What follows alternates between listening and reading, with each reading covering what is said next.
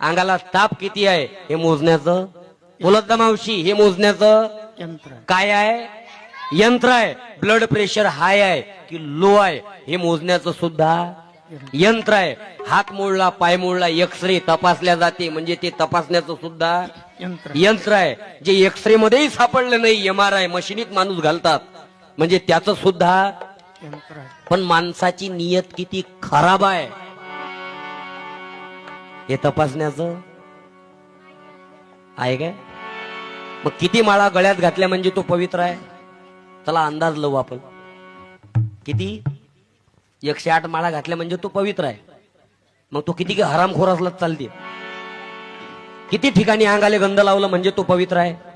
किती वेळेस तो नमाज पडायला गेला म्हणजे तो पाक आहे? किती वेळेस त्यानं गुरुद्वाऱ्यात माथा टेकवला म्हणजे तो साप आहे? किती वेळेस त्यानं गंगेत बुडकी मारली म्हणजे तो पवित्र आहे? अंदाज.